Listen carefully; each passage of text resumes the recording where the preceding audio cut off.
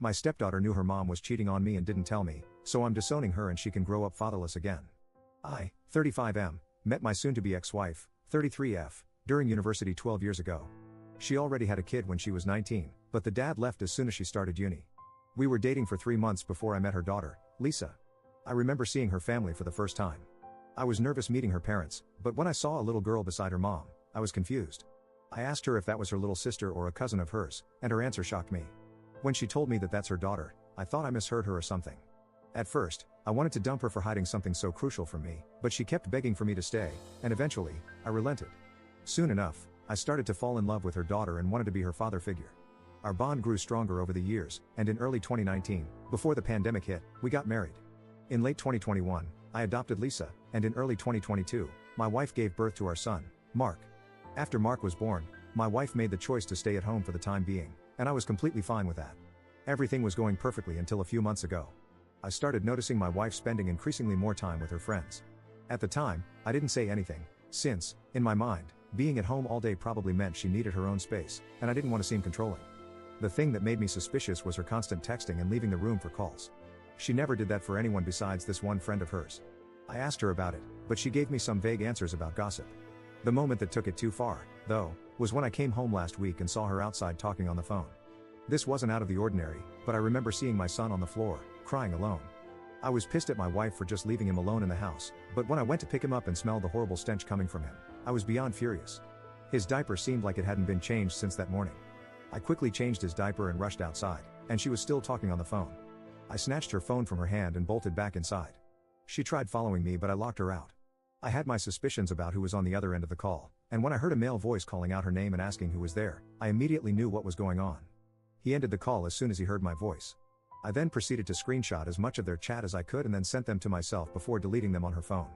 About 5 minutes later, she was still yelling and shouting at the front door, demanding to be let in, and I reluctantly opened it and was met with a smack in the face. As soon as she realized what she had just done, she apologized profusely, started crying, and tried to hug me. I pushed her away and told her to meet me at the dining table. I told Lisa to quickly take care of the baby so her mom and I could have a quick chat. I kept it simple. I told her this was her only chance to even have a sliver of a chance of getting me back. If she messed up this talk, it was over on the spot, no lies, nothing. She kept on trying to apologize and to say it wasn't that serious. I reminded her that she not only messed me over, but she also could have easily done serious harm to our son by leaving him alone in the house like that.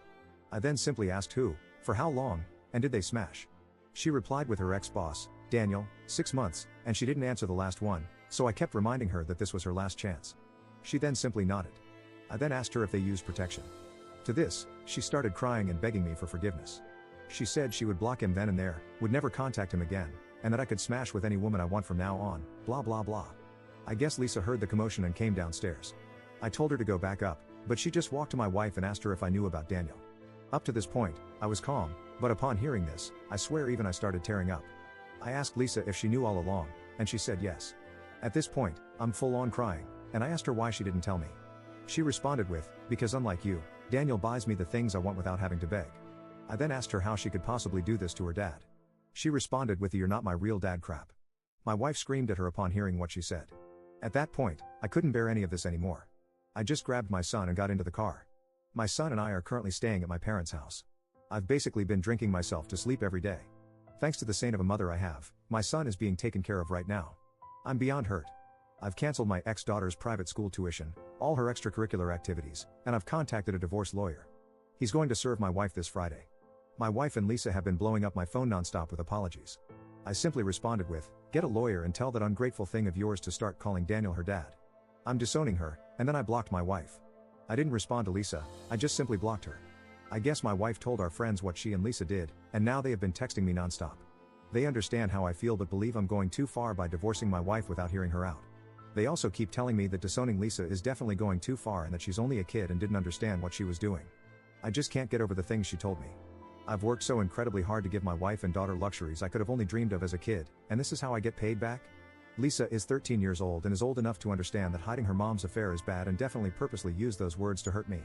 Honestly, I am feeling a little delusional, that maybe a few family counseling sessions later, and we can go back to living the life I once considered a fairy tale.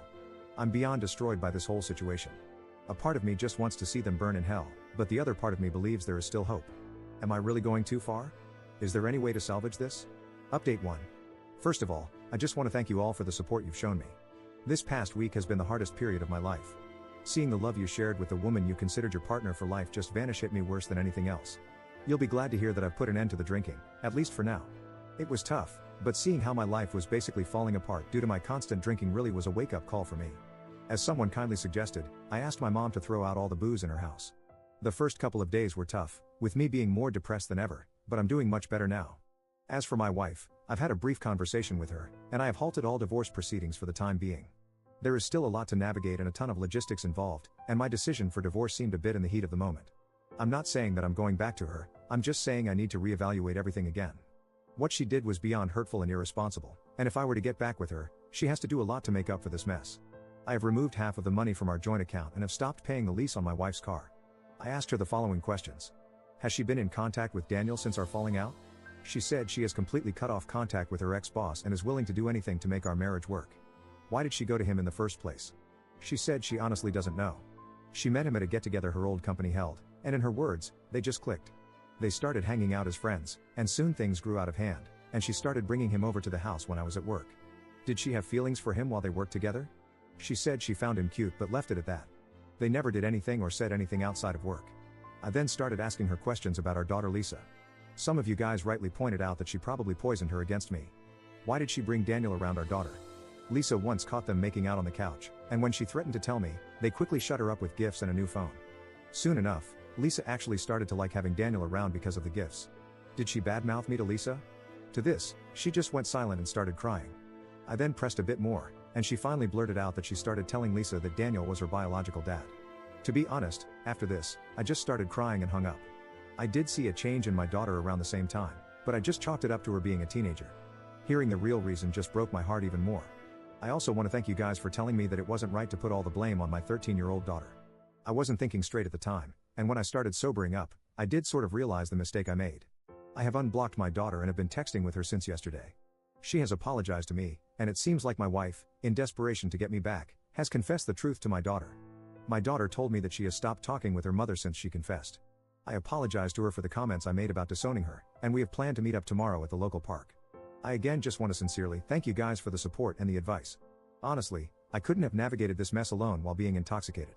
Only God knows what would have happened if I didn't reach out. I also want to apologize for the drunken rant I went on in the comments. I'm beyond embarrassed at the things I said. Again, thank you all for the support and wish you all a wonderful weekend. Edit. I forgot to mention the DNA testing on my son. I do acknowledge it being a possibility, but neither am I mentally in a place to be able to cope with the stress of something like that, nor am I ready to face the reality that I might look at him differently if the test turns out negative.